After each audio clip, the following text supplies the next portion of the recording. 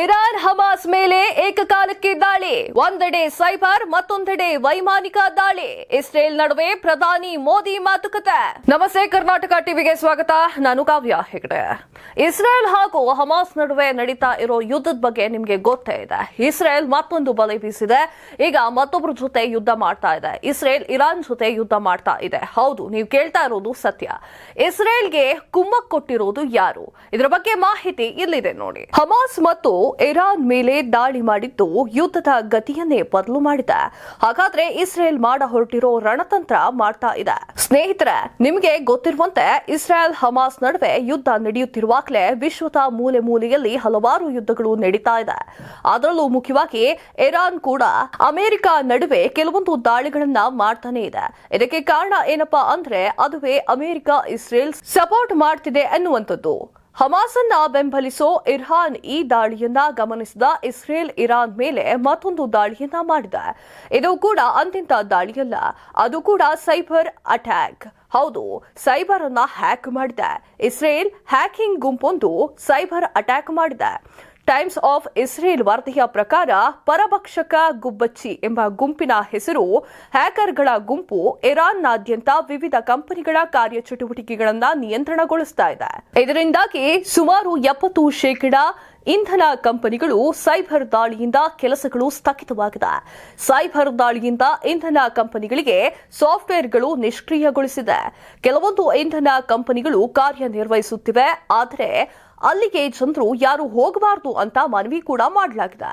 2022ರಲ್ಲಿ ಪರಭಕ್ಷೀಯ ಗುಬ್ಬಚ್ಚಿಗಳ ಗುಂಪು ದೇಶದ ಇರಾನ್ನ ನೈಋತ್ಯದಲ್ಲಿರುವ ಪ್ರಮುಖ ಉಕ್ಕಿನ ಕಂಪನಿಯ ಮೇಲೆ ಸೈಬರ್ ದಾಳಿಯನ್ನ ಮಾಡಿತ್ತು. ಅದಕ್ಕೂ ಮುನ್ನ 2021ರಲ್ಲಿ ಇರಾನ್ ಇಂಧನ ವಿತರಣಾ ವ್ಯವಸ್ಥೆಯ ಮೇಲೆ ನಡೆದ ಸೈಬರ್ ದಾಳಿ ದೇಶದಾದ್ಯಂತ ಇಂಧನ ಕಂಪನಿಗಳನ್ನ ಸಂಕಷ್ಟಕ್ಕೆ ಸಿಲುಕಿತ್ತು. ಪ್ರಮುಖ ತೈಲ ಮತ್ತು ಇಂಧನ ರಾಷ್ಟ್ರೀಯ ಇರಾನ್ ಮೇಲೆ ಹಲವು ರಾಷ್ಟ್ರಗಳ ಕಣ್ಣು ಇವೆ. ಇರಾನ್ ಇಂಧನ ಕಂಪನಿಗಳು ಆ ದೇಶದ ಪ್ರಮುಖ ಆಸ್ತಿ. ಹಾಗಾಗಿ ಶತ್ರು ದೇಶಗಳು ಅವನ್ನೇ ಗುರಿ ಮಾಡಿಕೊಂಡಿವೆ. ಹಮಾಸ್ ಇಸ್ರೇಲ್ ಘರ್ಷಣೆಯಲ್ಲಿ ಇರಾನ್ ಹಮಾಸ್ ಅಥವಾ ಪ್ಯಾಲೆಸ್ಟೈನ್ ಪರ ನಿಂತಿದೆ. ಇರಾನ್ ಇಸ್ರೇಲ್ ಪ್ರಮುಖ ಶತ್ರು ರಾಷ್ಟ್ರ ಎಂದು ಪರಿಗಣಿಸಲಾಗಿದೆ. ಇಸ್ರೇಲ್ ಬೆಂಬಲಿಸುವ ಯುಎಸ್ ಕೂಡ ಇರಾನ್ನ ಪ್ರಮುಖ ಶತ್ರು ರಾಷ್ಟ್ರವಾಗಿದೆ. ಇನ್ನು ಅಮೆರಿಕ ಏನು ಸಾಚ ಅಲ್ಲ.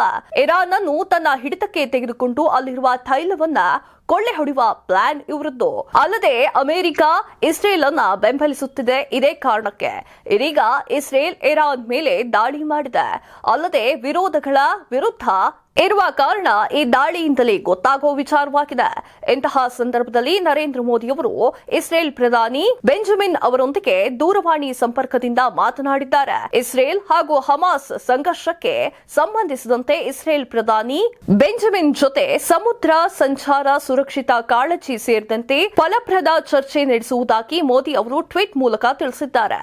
ಈ ಪ್ರದೇಶದಲ್ಲಿ ಶಾಂತಿ ಮತ್ತು ಸ್ಥಿರತೆಯ ಆರಂಭಿಕ ಮರು ಸಂಸ್ಥಾಪನೆಯನ್ನ ಮಾಡುವ ಪರವಾಗಿ ಅವರು ಭಾರತದ ಸ್ಥಿರ ನಿಲುವನ್ನ ಒತ್ತಿ ಹೇಳಿದ್ದಾರೆ. ಯುದ್ಧದ ಪರಿಣಾಮವಾಗಿ ಆಗುವ ಅನಾಹುತಗಳ ಬಗ್ಗೆ ವಿವರವಾಗಿ ತಿಳಿಸಿದ್ದಾರೆ.